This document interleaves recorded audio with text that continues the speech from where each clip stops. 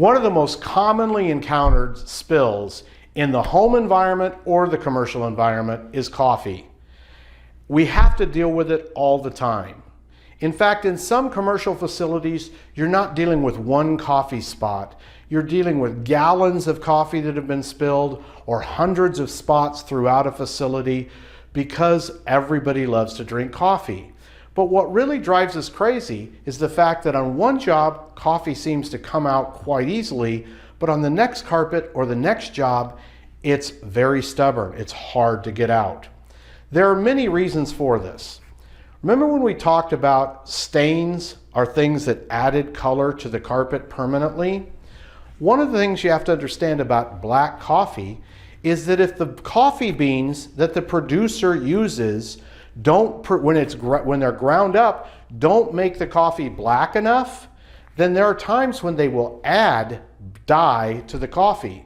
So you could have one batch of coffee that doesn't have any added dye and another batch that does. The batch with an added dye is going to be harder to get out. There's no way for you to know that.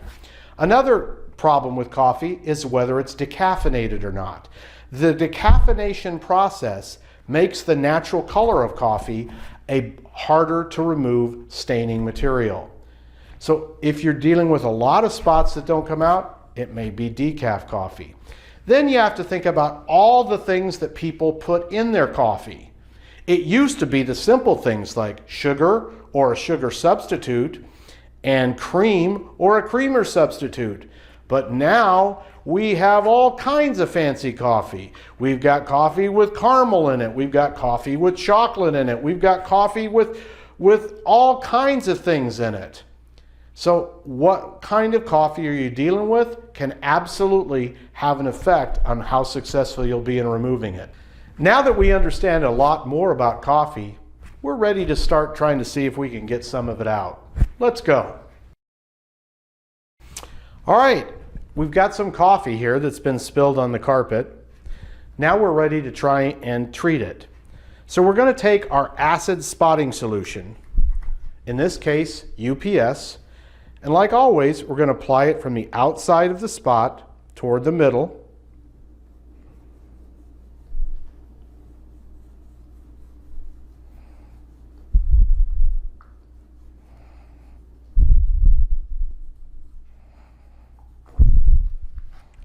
We're going to use our bone spatula to agitate it in.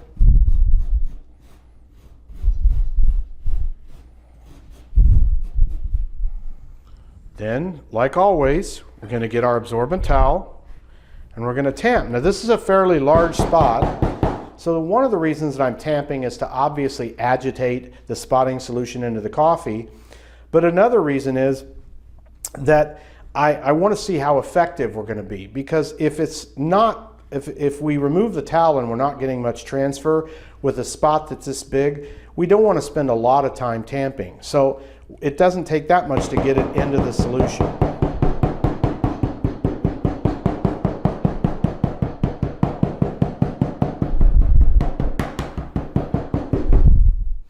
So we lift up our towel and we can see that we're getting some transfer, so that's good. So let's go ahead and apply a little bit more solution and do a little bit more tamping.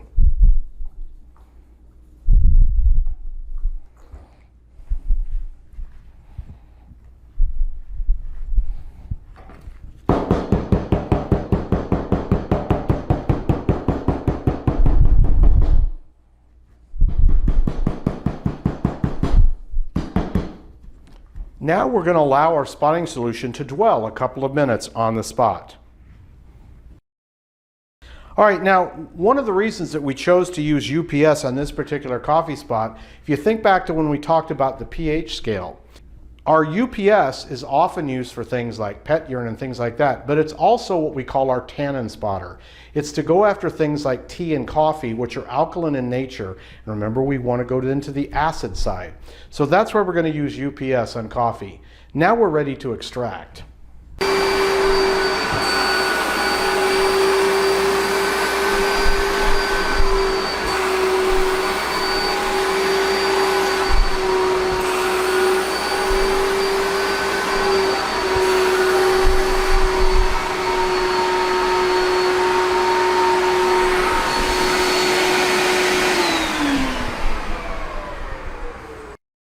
All right, as you can see, we got most of the coffee out, but there's a slight tinge left in some of the areas. So now we could determine, since there's some left, that this has caused a stain. But the good news is we have several options to get the rest of this coffee out. The easiest one is with our oxidizing stain remover, Knockout 1. As I mentioned, since coffee's color is usually caused by the natural color of the coffee beans, we use our oxidizing stain remover. So in this case, we simply apply it to the areas where the tinge is left.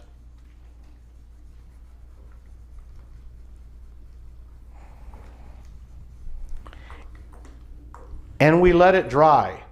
If you remember, in our basic spotting procedures, we talked about always extracting the solution when you're done. But when we use an oxidizing stain remover like Knockout 1, it needs time to do its job. So generally what we do is we apply it to the spot, and then we just let it naturally dry and judge the final results of our effectiveness after it's completely dried. Now, if you're in a facility that has lots and lots of coffee spills, there's a different way that you can treat coffee.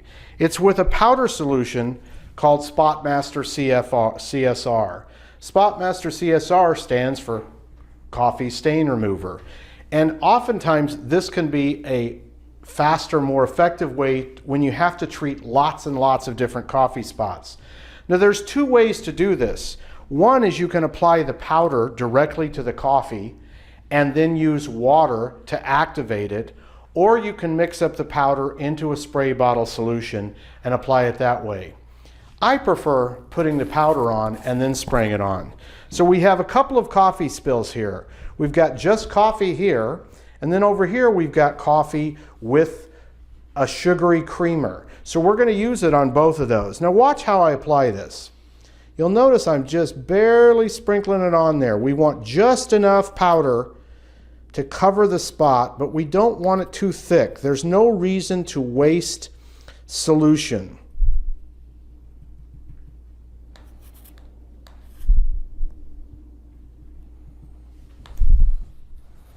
Now over here we have a larger spill, so we're going to use a little bit more solution, but the effectiveness is the same.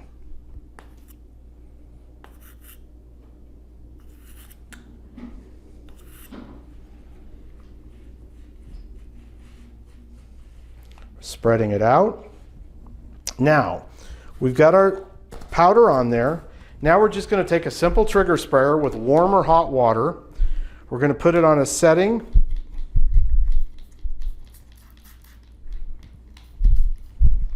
that does a wider spray. And we're just going to activate the solution right onto the coffee spot.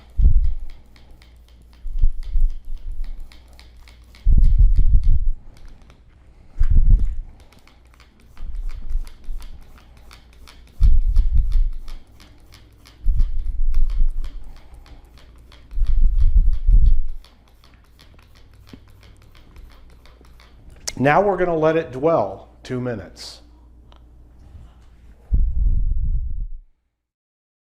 Now we're ready to extract the coffee.